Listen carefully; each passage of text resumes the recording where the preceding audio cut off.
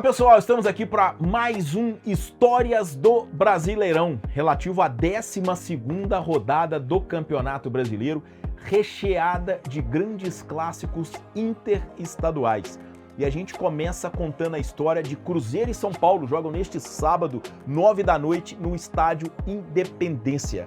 Antes de eu contar essa história, faz uma coisa, segue o canal da Itatiaia no YouTube, dá seu like, compartilhe o nosso conteúdo, mas vamos lá. Cruzeiro e São Paulo brigaram pela taça em 2014. O Cruzeiro tinha sido campeão brasileiro da Série A de 2013, tá?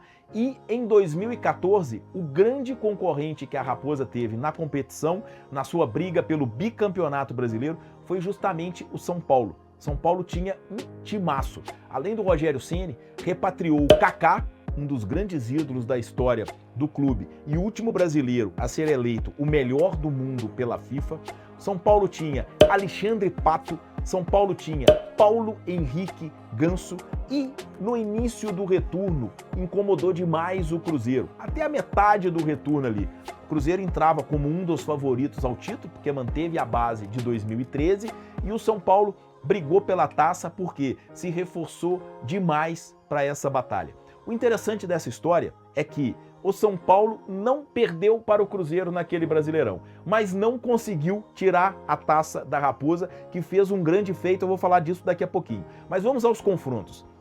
Eles iniciaram o Campeonato Brasileiro se enfrentando. Sim, logo na primeira rodada a gente teve Cruzeiro e São Paulo com a Raposa como mandante. Mas o jogo não foi em Belo Horizonte, foi no Parque do Sabiá, em Uberlândia. O Cruzeiro cumpria pena pela perda de mandos de campo, porque a sua torcida tinha arrumado muita confusão no final de 2013, briga entre duas organizadas do próprio clube, tinham brigado no Estádio Independência antes de um clássico contra o Atlético, brigaram na festa do título brasileiro de 2013, quer dizer, o Cruzeiro precisou pagar punição e levou o jogo contra o São Paulo para o Parque do Sabiá. E lá no Parque do Sabiá, na primeira rodada, eles empataram por 1-1, tá? Aí, na abertura do retorno, quando o São Paulo já estava muito motivado pela chegada do Kaká, por estar perseguindo o Cruzeiro, eles se enfrentaram no Morumbi e o time da casa levou a melhor. Venceu aquele jogo por 2-0 com o Morumbi lotado. Foi tratado meio que uma final do campeonato, mas não foi final nada disso. O Cruzeiro foi campeão com 10 pontos de frente sobre o São Paulo. O time do Marcelo Oliveira conseguiu se recuperar na reta final da competição. Ali teve 2 vitórias consecutivas fora de casa sobre Santos e Grêmio, que foram fundamentais, e ganhou o título até de forma antecipada. E foi o grande feito do Cruzeiro, porque antes, só o Internacional de Porto Alegre, fora os times do eixo Rio-São Paulo, tinha sido bicampeão brasileiro em sequência. Isso em 75, quando ganhou a taça em cima do próprio Cruzeiro, e 76, quando foi campeão em cima do Corinthians. E o Cruzeiro, na era dos pontos corridos, repetiu essa façanha do Colorado. Em 2013, foi campeão brasileiro. Em 2014, quando teve o São Paulo como principal concorrente, foi bicampeão brasileiro em sequência. Pessoal, o outro jogão que a gente vai falar agora no Histórias do Brasileirão é esse aqui, ó, Palmeiras e Botafogo, tá? Os dois times brigam aí pela liderança do Campeonato Brasileiro, na ponta de cima da tabela, 4 horas da tarde no Allianz Parque. Um grande jogo da rodada, sem dúvida nenhuma. E esse Palmeiras e Botafogo tem muita história no Campeonato Brasileiro, porque foi a decisão de 1972. Durante muito tempo, né, a gente considerou o Campeonato Brasileiro começando em 1971, até que em dezembro de 2010 a CBF promoveu a unificação dos títulos brasileiros, dizendo que o Campeonato Brasileiro começou lá em 1959 com a primeira edição da Taça Brasil. Mas para quem considera o Brasileirão começando a partir de 1971, tá, e foi uma leitura de muito tempo, né, até 2010, a primeira final direta de Campeonato Brasileiro, dentro desse raciocínio, foi exatamente entre Palmeiras e Botafogo na edição de 1972.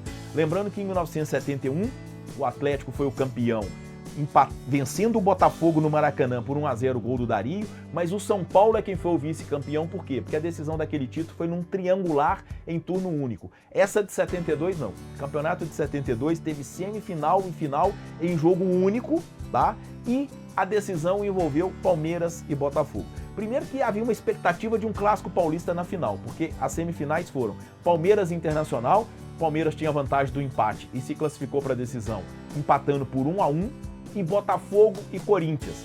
E o Botafogo tinha craques como Marinho Chagas, Fischer, Jairzinho, o furacão da Copa de 70, foi finalista batendo o Corinthians por 2-1. A gente poderia ter uma final Palmeiras e Corinthians no Campeonato Brasileiro, bem antes daquela de 1994, mas o Botafogo impediu isso. Bateu o Corinthians numa das semifinais por 2-1 e foi encarar o Palmeiras. O Palmeiras tinha a vantagem do empate na decisão, que foi um jogo único disputado no Morumbi, tá? E aquele time do Palmeiras, que é a segunda academia, timaço de Ademir da Guia, Leivinha, César, sabia se defender muito bem também, até porque tinha uma baita defesa, né? Jogadores como Leão, Dudu, Luiz Pereira, e foi isso que aconteceu.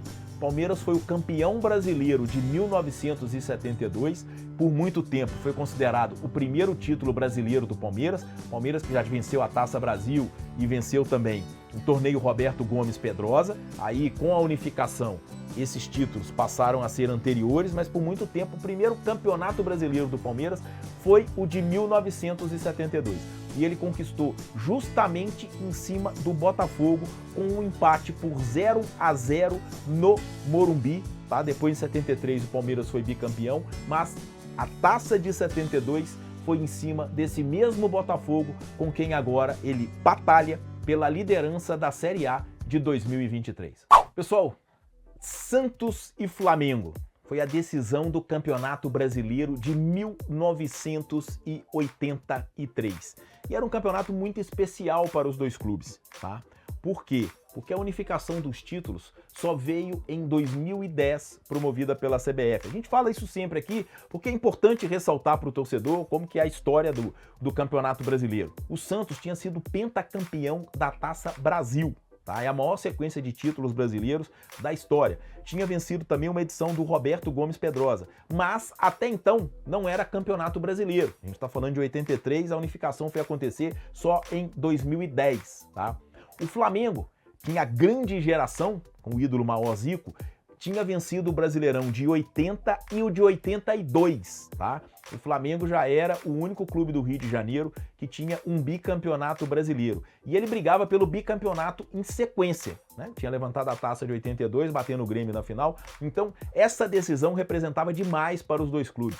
O Santos vivia um momento de recuperação, tá? O Santos, após a parada do Pelé, teve ali a primeira geração dos garotos da Vila, né, com Juari, com João Paulo, com o Pita, venceu um campeonato paulista no final dos anos 70, mas o Santos vivia tempos ruins e esse grande time de 83, que tinha Paulo Isidoro, Serginho Chulapa, Pita, Marola, foi esse ressurgimento do Santos. Então, o Santos bate o Atlético na semifinal, o Galo tinha vantagem, mas o Santos vence por 2-1. Lá no Morumbi, e arranca um empate por 0-0 no Mineirão. A grande expectativa que se tinha em 83 é que Atlético e Flamengo reeditassem aquela decisão de 1980. O Atlético tinha um time superior ao do Santos individualmente, grandes nomes, mas o Peixe conseguiu passar pelo Galo e fazer a decisão contra esse Flamengo, tá? Flamengo de Zico, de Adílio, e que nas semifinais tinha passado pelo Atlético do Paraná. Primeiro jogo no Morumbi, o Santos consegue o mesmo resultado que tinha alcançado com o do Galo. Venceu por 2-1 e foi ao Maracanã jogar a decisão, precisando apenas do empate para ser campeão. O Flamengo, que tinha a vantagem do regulamento, precisava vencer por um gol de diferença para poder ser campeão. E o Flamengo, com o Maracanã lotado, com aquele timaço do Zico, sobrou na segunda partida da decisão. Bateu o Santos por 3-0 no Maracanã, sim, um 3-0 numa decisão de Campeonato Brasileiro. É algo muito difícil. O Flamengo alcançou um 3-0 sobre o Peixe dentro do Maracanã lotado e conquistou o bicampeonato brasileiro em sequência e o seu tricampeonato nacional. No final do jogo, depois do último gol do Flamengo, vou até pegar aqui para vocês o minuto, foi marcado pelo Adílio aos 44 do segundo tempo. Tá? Eram 155.253 torcedores no Maracanã. Após esse jogo do Adílio, teve uma grande pancadaria de jogadores do Santos com jornalistas e fotógrafos que estavam ali atrás do gol do Marola, que era o goleiro do Santos. Uma briga generalizada e o Flamengo foi tricampeão brasileiro, bicampeão em sequência em cima desse Santos, que é seu adversário na 12ª rodada dessa Série A do Campeonato Brasileiro. Um abraço, pessoal. Não esquece, siga lá os canais da Itatiaia no YouTube, dê o like, compartilhe o nosso conteúdo. Um abraço.